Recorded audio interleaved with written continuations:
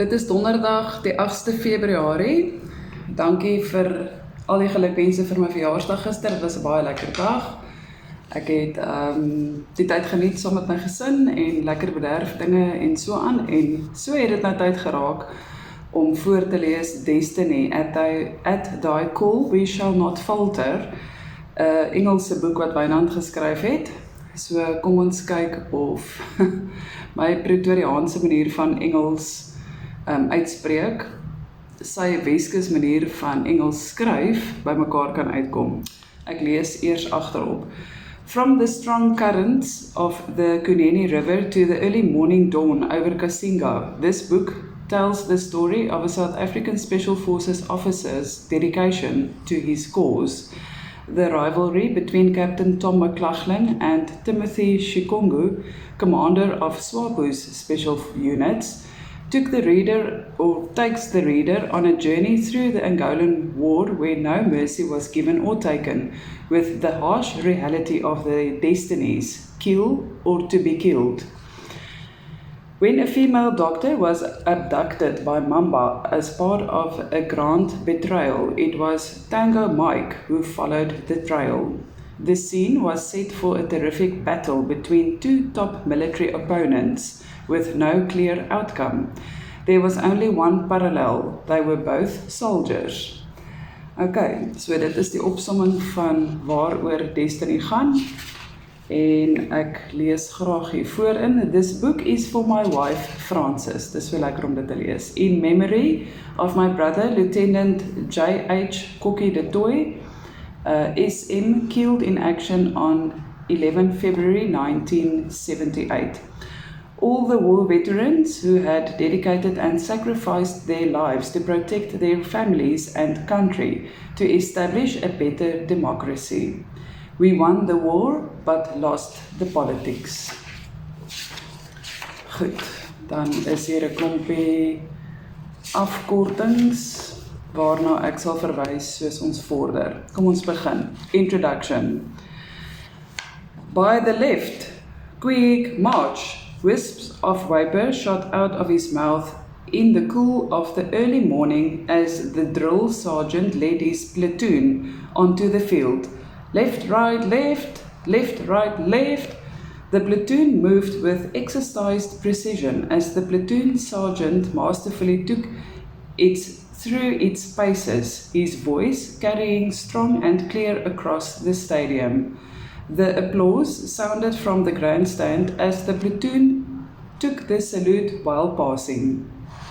The early morning sun was just colouring the slopes of Table Mountain in Cape Town, home of the annual school cadet competition, as the drill sergeant led his platoon from the field at the Good Hope show grounds. Smart boys, smart, he whispered from the corner of his mouth as he marched them to the demolition area. Platoon, he ordered loud and clear. Platoon, halt! Step 1, 2. The platoon's movement was as one. Platoon will advance, turn right, and the platoon sergeant marched briskly to the front of his platoon, halted and made a smart left turn. Platoon, his voice sharp. Platoon, fall out. 1, 2, 3, 1. 1, 2, 3, 1. Tom McLachlan reacted on his own command, and then he was surrounded by his mates. Backslaps of joy and congratulations. I think we did it, guys. Tom laughed. Let's go and check out the rest. They sauntered after Tom, ascending the pavilion, and were met by a chorus of applause by their support group from the school. The pupils of Parel Gymnasium were in high spirits. It was almost certain that they would depart with the trophy for the best drill platoon for the second year in a row. In South Africa, during the year 1976, it was important. South Africa was involved in an escalating border war with neighbouring Angola, from where the People's Liberation Army of Namibia launched its attack on the white farmers and local population in northern Southwest Africa. Angola, who had unexpectedly gained their independence from Portugal in 1975, became a sympathetic springboard for the terrorists of the South West African People's Organization, who was resisting the administrative governing of the territory by South Africa. And with the arrival of thousands of Cuban troops and Russian advisors to assist the newly established pro-Marxism government of Angola, it was only a matter of time before the war escalated to cross-border raids by the South African Defence Force and a full-out war without a war declaration. The staunch resistance by the relative small South Africa stunned nations around the world, especially Russia and Cuba, who thought it would be a routine exercise to get rid of the South Africans who had received guardianship of Southwest Africa after the First World War in 1918. South Africa became a country at war where the armed forces were motivated by patriotism and their fight for very survival of their religion, their territory, and their ideals. It became the country's pride and the envy of every white male pupil. Tom watched the proceedings with apprehension. The competition was stiff, and in fact, anyone could win the coveted trophy. But he was proud of his men. They performed superbly, and he knew they made no mistakes. His eyes roamed over the static display on the southern side of the stadium. The Ratel troop carrier, the Eland armed car, the elephant tank, and a huge assortment of equipment and arms. But that drew his attention time and time again. Or rather, what drew his attention time and time again was the dummy dressed and equipped as a paratrooper. The open, round canopy dexterously kept inflating with almost invisible strings. But it happened over the lunch hour. High above the stadium, he could just recognize the shape of the Puma helicopter. And he saw the four figures dropping away, smoke canisters leaving streaks of colored smoke as skydivers raced towards the stadium. He watched them falling through the sky with growing excitement, saw the square parachutes deploying, his eyes following them as they flew the white, orange, and blue chutes into the stadium. All were dressed in black, their eyes covered in dark visors, and when they formed up in front of the stadium, he read the wording on the front of white helmets softly. Rugby. Tom McLaughlin got 4 months of school left. Then the next phase of his life would commence, national service, and he felt a graveness ascending over him. His overzealous father was already trying to organize him a soft job through his political connections, as well as trying to get him as close as possible to the large wine farm at the foothills of Parel Mountain, and out of harm's way. But Tom's affinity lay with the combat soldiers. He did not want to end up in a protected administrative position close to home. He wanted a career while he was young.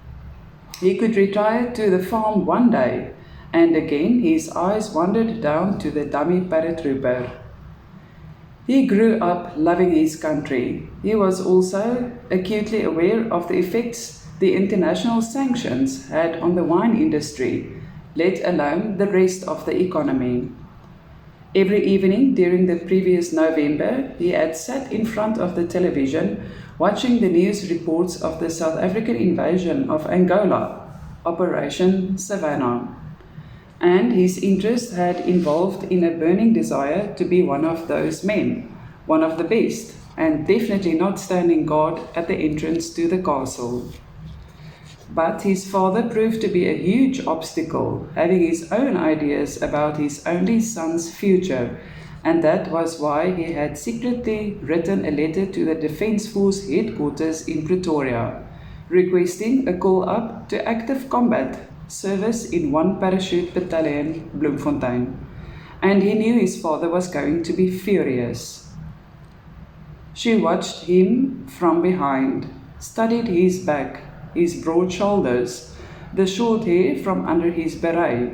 She was watching him the whole morning, right through the drill sequence, not noticing anyone else except him.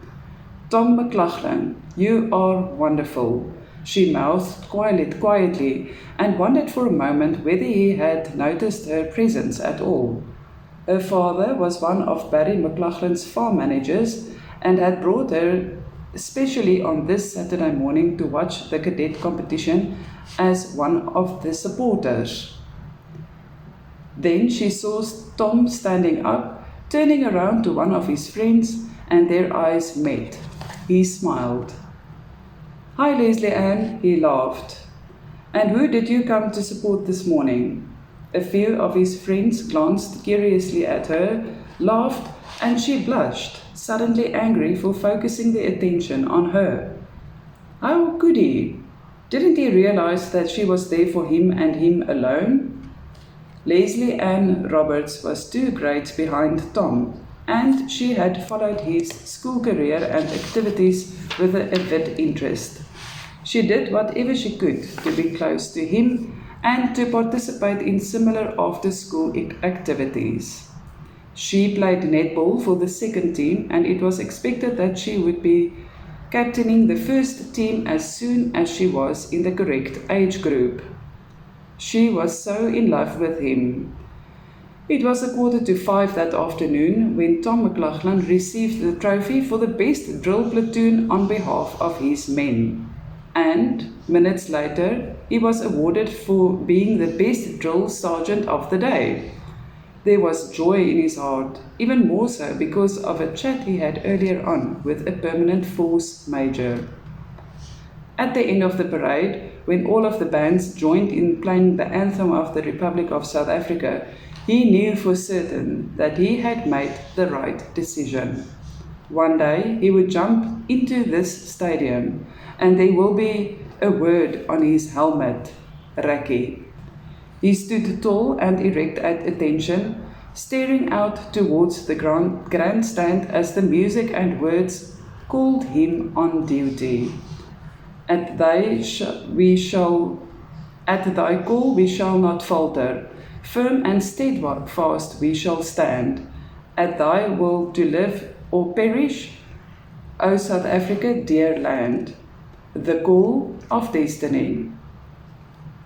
The explosion cracked through the morning stillness with the violence of an African thunderstorm. Incredulously, the boy watched the tumbling pieces of the wreckage from the mushroom of dense black smoke and dirt that erupted skywards as the TN-46 tank mine was detonated. His eyes wide with shock, his mouth half open in soundless scream of horror, he saw the tattered remains of his father's 1962 Ford pickup crashed to the earth 30 meters beyond the twin-track dirt road on which it had been traveling. Father, he croaked, then louder as the full implications hit. Father! The boy broke into a stumbling run, a groan of pain and horror on his lips. His eye riveted on the smouldering heap of rubble which once was the pride of their kraal. 5 paces from the wreckage he stopped dead. Hardly recognizable, distorted and bloody was the lifeless body of his father, wedged between the wrecked steel. He stared. There was no sound this time, just large droplets of tears rolling from his wide eyes over dirt-streaked cheeks. His body shook with agony and pain, but he didn't move. His father, chief of the area, influential member of the Ovambo Council and believer in the goodwill of all people, was dead. Blood, red and sticky, dripped from a severed hand and pooling on the ground, his father's. How long he had stood there he didn't know, but it was some time before he realized the hand on his shoulder. The Boers, the bloody Boers did this. a voice told him softly, and 18-year-old Timothy Shikongu turned to look at the speaker. The Chinese khaki was faded and dirty. The bush hat dropped slightly on top of the tall man's head, and little droplets of perspiration stuck to the coal black forehead. Timothy's gaze dropped to the short-barreled rifle with its banana-shaped magazine that hung almost casually across the broad chest. The metal of the AK-47 was glistening with its much-handled history, and the young Ovambu's eyes roamed over it with awe and respect. The Boers? The Swapo soldier nodded. The racist Boers who are awfully occupying our land. He spat. But we will win, in the end, he continued scornfully. We shall drive the racists into the sea, wipe them from the face of the earth before they murder all of us. He paused significantly, watching Timothy from the corner of his eye. How? The youngster whispered in awe. By resisting them, fight them, all of us, together. Timothy's gaze once again turned back to the distorted body of his father, noticing the first flies crawling on the broken face, and suddenly his heart was filled with a dark and intense hatred towards the people who did this. Those who had killed his father so ruthlessly, no, murdered him, depriving him of living out his old age. His father was dead, murdered. His blood called for revenge. The Boers. The quiet voice prompted. You can help. We need you, Timothy. My father? The Boer patrols will be here shortly. There was a sudden sense of urgency in his voice. We must go and leave for the border immediately. How about my family? One day you will return as a hero, a liberator of your people. They will be proud of you. Are you ready to sacrifice for our great and honorable cause? With my life, the young Timothy declared, without hesitation, and over his head, the Swapo nodded at the second member of his group. The mission was accomplished. The boy was from an influential family. He would suffice. Timothy's family had never been radicalized. Well aware of the freedom struggle, the family had kept apart from active participation. The old chiefs concentrated on helping the population that stayed behind, educating them in the ways and ideas of the Ovambu people. Yet, while the old man's sympathy was with the combatants in the field, he had always discouraged the youngsters to join PLRN. The old man had always reasoned that a peaceful political solution is the only one that could work eventually. Too many young people would die in the conflict, and that the South African war machine was just too powerful to resist by military means. And now he was killed. They left. At the far end of the Shona, Timothy turned for the one last look at the place where his father had died so cruelly at the hands of the Boers. A bare 800 yards from the kraal, where his aging mother must be waiting in vain, he would return. The Call of Destiny. Chapter 1.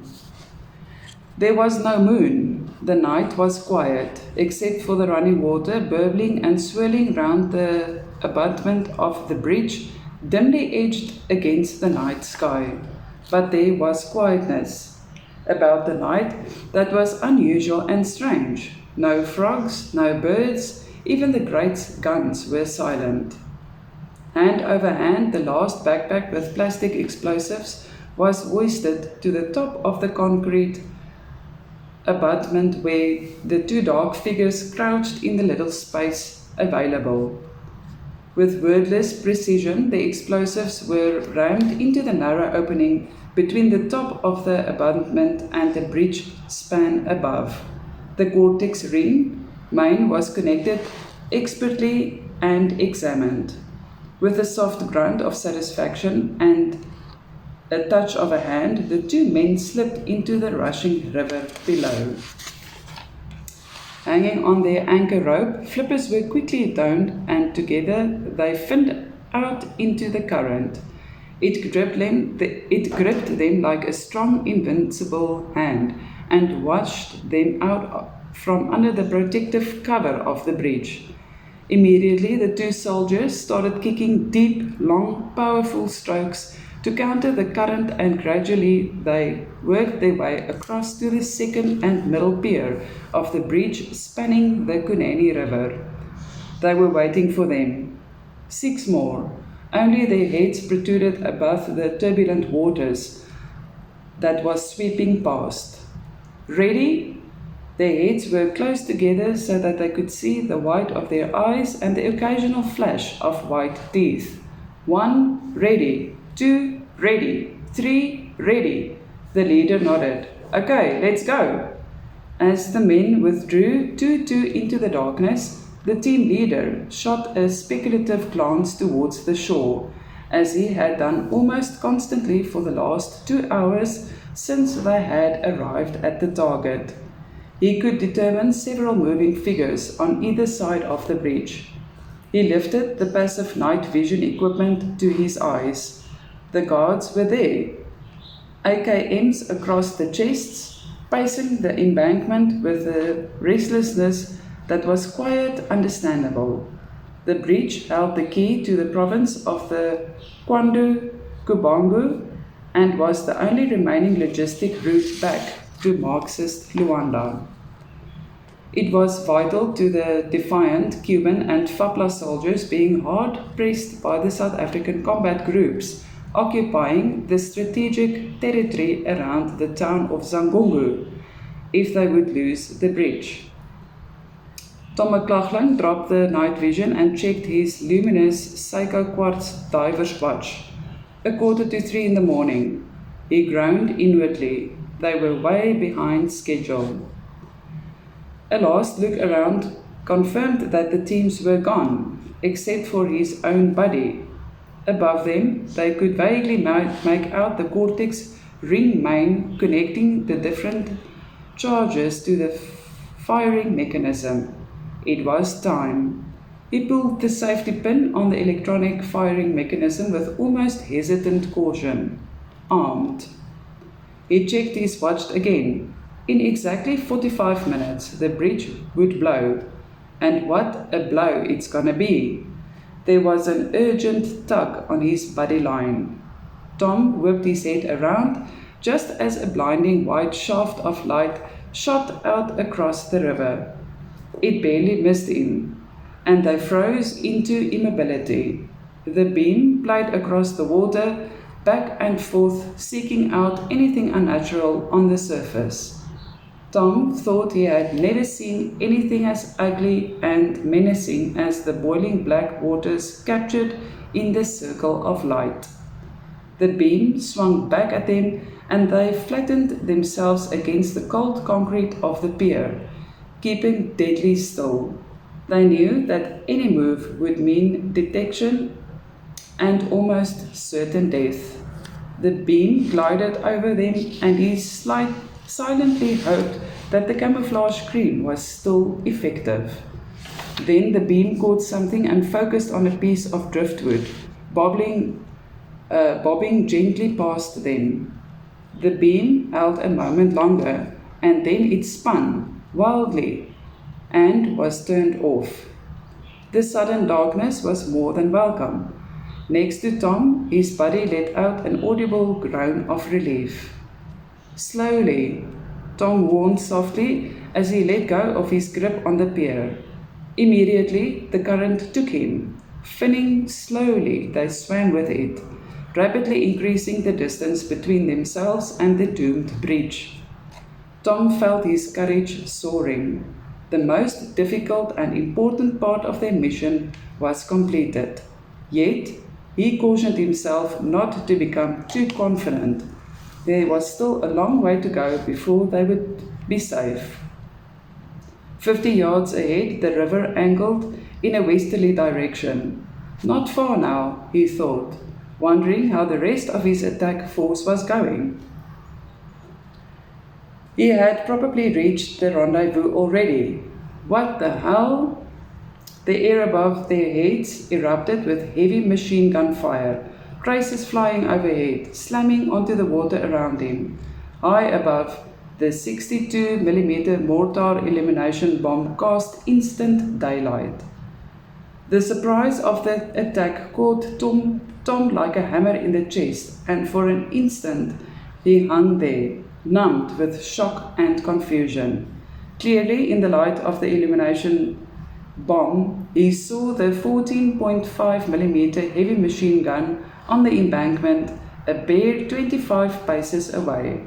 There was sheer determination visible on the face of the Cuban behind it. The soldiers around him started firing with their AKMs. "Down!" he screamed, as training and experience took over. With his right hand, he jerked his buddy under. Something slapped viciously into his upper arm, but there was no pain. Tom McLaughlin dived deep under and kicked fiercely. He could only think about one thing. They must get away as quickly as possible. They must get out of the line of fire. They must reach the rendezvous in time. He swam strongly as he could, half dragging his buddy behind him. His lungs were screaming for fresh air. He forced himself onwards, not daring to surface, his only thought to get away as far as possible. His mind raced ahead. Why wasn't Jimmy swimming? Where did the Cubans come from? Why did they know about the observation post? He saw her face, the girl he was going to marry, but didn't want to. It felt like ages, his lungs bursting and his head dizzy with lack of oxygen. He didn't know how far he had gone, but he needed air. His head broke the surface in total darkness. Gratefully, he sucked in good, clean, fresh air. The firing was still continuing, but some distance behind them. He heard the next mortar bomb being fired and the popping explosion as the illumination bomb opened high above the miling waters of the Kunene. Then they were between the reeds. "Jimmy," Tom whispered urgently, "are you all right?" "Hardly," it came dryly. "Where the hell did you learn to swim that fast, Captain?" "Kunene," Tom whispered back, relieved. He showed an even row of white teeth. "That was close, too damn close, I would say." Jimmy grinned. "I thought for a moment we were going to be late for the wedding." He did not need to say more. They both knew they were lucky to be alive and that the problem was not exactly over yet. "Let's give the bastards a couple of minutes." Behind them, the rifle fire was dying down to a single shot here and there. Another illumination bomb burst overhead. On the embankment, a group of Fapla and Cuban soldiers stood peering attentively at the water surface. From the sand-banked bunker, it was quite clear to Tom that they had been guarding the river for some time. So, why didn't they know about it? Surely, intelligence should have picked it up. Tom gnashed his teeth. It was too late to wonder about that. He glanced at his wristwatch and noticed that barely half an hour had passed since he armed the demolition. It felt like a lifetime. Knowing that time was running out, he mentioned Jimmy to follow. It was then that he felt the pain. It came back with a rush. The pain burned into his body like coal of fire, and with it came the numbness. The pain in his shoulder was so intense that he was too afraid to move his arm. Reaching with his left hand, he touched a small entrance hole where the bullet had penetrated his wetsuit. He must be bleeding. Blood! Blood! Crocodiles! They were out in the mainstream before he told Jimmy, "Watch out for the crocs." I'm hit." "Now you're telling me, sir." The rendezvous was less than 500 meters downstream. They had 10 minutes to cover the distance. After that, the rest of the team had firm instructions to continue without them to the next rendezvous. His shoulder was throbbing. Still, he kept his grip on the AK-47 he was carrying. He swam with cold determination. He was swimming on his back, finding it much more comfortable in his present condition. Trying to ignore the numbing pain, he watched the waters, leaving the navigation to the big sergeant next to him. Not far now, he thought, and saw the crocodile. The beast was coming from behind, quiet but deadly. There was a sudden tightness in Tom's throat as he watched a huge crocodile closing in on him. He wanted to cry out, but there was no sound. Stuck with horror, he watched as the beast opened its savage jaws. Tom McLaughlin kicked out viciously, aiming for the snout. The jaws snapped closed with the speed of light. It took Tom's flipper right off his foot in one fluent move. It sank to the bottom, customarily, not yet realizing that its prey was unscathed. "Captain! Grenade!" Jimmy lobbed the F1 defensive grenade at the spot where the crocodile had disappeared. "Swim!" he ordered unnecessarily. For the next few moments, they finned vigorously. Still, when the grenade exploded, the shock wave slammed into their exposed backs with a stunning force that rattled their teeth. Then there were hands all over, holding them. Relief washed over him as they were quickly helped aboard the kayaks. Goed, ek gaan lees tot hier. Dankie dat jy subscribe, like, share en daai promote of bell button druk. Kommentare is welkom oor die Engelse boek. Dit verg nogals redelik konsentrasie van my met die terminologie en so aan, veral later in die boek. So laat weet maar, hoe klink die Engels? Ek weet veral oor see is hou mense daarvan om die Suid-Afrikaanse Engelse aksent te hoor sonder die invloed van die taal van die land waar hulle bly. So dalk gaan jy daarvan hou of dalk minder so. Enige opbouende kritiek is welkom. Mooi aand.